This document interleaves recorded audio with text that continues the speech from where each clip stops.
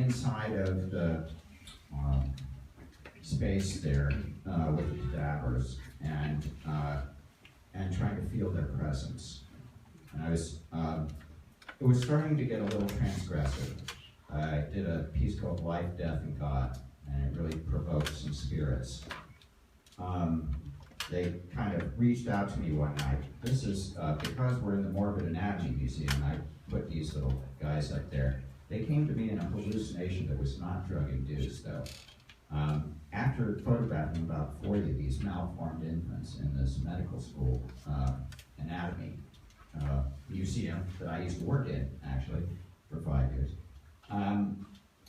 they came to me and spoke in a very, you know, like you're hearing devil speak, it goes on multiple levels. When demons speak, they kind of carry an echo.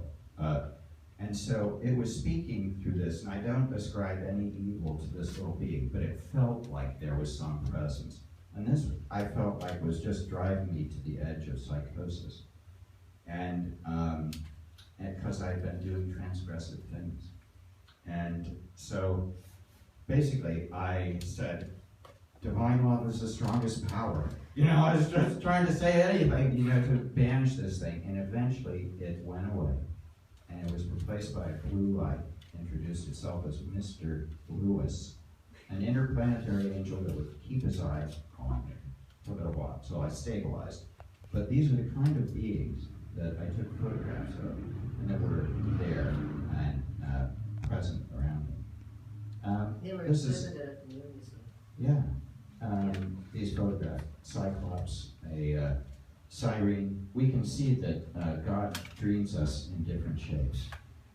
So in this anatomical museum, Allison and I made love.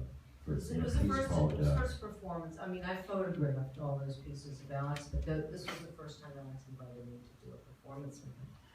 And there was an empty case there, and so we and Alex put up that sign, God's art. Yeah. It was a friend in the museum who took this picture, and we. Well, let me say this, because this is when I changed my name to Greg. Okay, because we did this performance at Sarah Lawrence where Alex was all in black grease paint, and I came out naked all in white grease paint, and Alex did a seated meditation, I did a walking meditation, and then, do you have the other slide where we become Greg? We came out of the circle of duality, and we lasciviously merged our gray, black and white pigments and became gray. So then I changed my name to Greg. And then we created the mindfold. Yeah, it's a light type blindfold and earplugs, and it's basically a blank screen to trip in. And some people still use them for that purpose, and a blank screen to project your imagination onto. And one of the sickest really, I'm ashamed to tell you. The Beast himself actually wore one.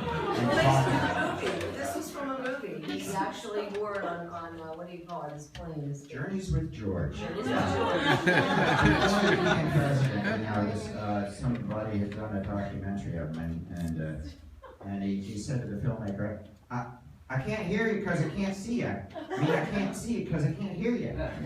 And it was this blind, soon-to-be leader of the world, just kind of was freaky. Yeah. So, anyway, yeah, at PS1. So, what started to happen with our artwork was that it went from a personal concern about death to a more global concern. That as we were addressing our own psychodynamic kind of funky, you know, imagery, I think then started to come this like eco-catastrophe and global annihilation in one way or another. So we were activating those shadow elements to face those things that are still the things that are troubling us and that we have to work through and to integrate somehow these powerful negative forces. This was a PS1, yeah. And across from me was this nuclear crucifixion done in 1980. Like 10 feet tall it is. Yeah, it was It's at based. the other chapel, I'm not sure if we're gonna have it in this space. I don't know, wow, it's Speakers. nuclear crucifixion, it's pretty intense, it was a massive journey that I had, but at any rate, this is dealing with those intense and heavy subjects. This was called Wasteland. Well, you say Mr. and Mrs.